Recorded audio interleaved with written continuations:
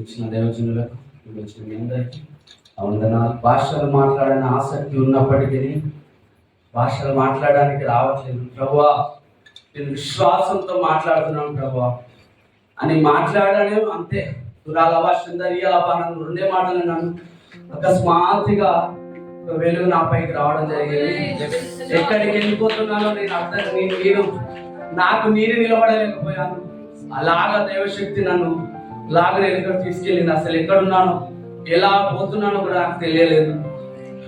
దేవునికి మహిమ కలుగునుగా.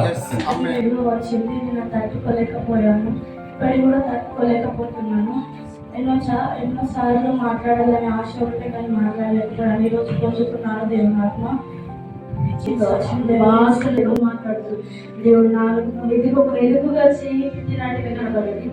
ఇంకా భాష రక్తున్నాను కదా, నేను తాగలేదు, నేను తట్టుకోలేకపోతున్నాను. ఎప్పటిలో పరిశుద్ధాత్మ పొందాలని అనుకుంటున్నాను, కానీ దేవుడు నన్ను ఈరోజు దర్శించాడు. దేవుడికి వందనాలు. అసలు నేను పరిశుద్ధాత్మ అసలు తట్టుకోలేకపోయాను. అసలు నాకు మాటలు కూడా సరిగ్గా రావట్లేదు.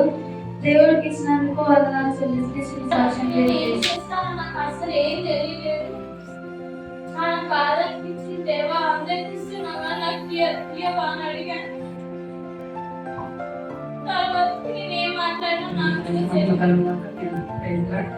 ఈరోజు అద్భుతకరంగా దేవుని ఆత్మ పొందుకోగలిగాను.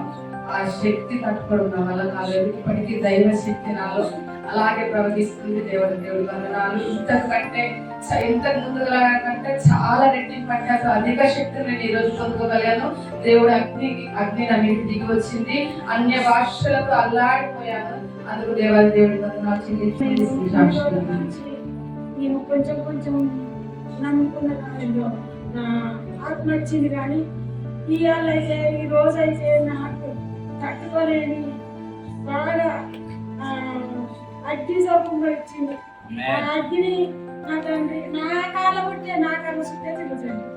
తిరిగిన అగ్ని మళ్ళా నా తండ్రికి నేను ఏం చెప్పలేకపోతాను. నా తండ్రి ఇంకా మంచిగా ఆత్మతో సత్యంతో బాగా రావాలని నాకు ఫస్ట్ తండ్రి మహిమ మెరుపులాగా నాకు ఆత్మ నాలో అంకితం అయిపోయింది. తర్వాత రెండోసారి అయ్యగారు వచ్చిన తర్వాత ఒక తెల్లని పాపం వచ్చి నా హృదయంలో అచ్చుకుదినట్టు దేవుని మహిమ పుణ్యించడానికి దేవుని భాష నాకు అర్థమైంది. మహిమ దేవుని చెందుతున్నాను.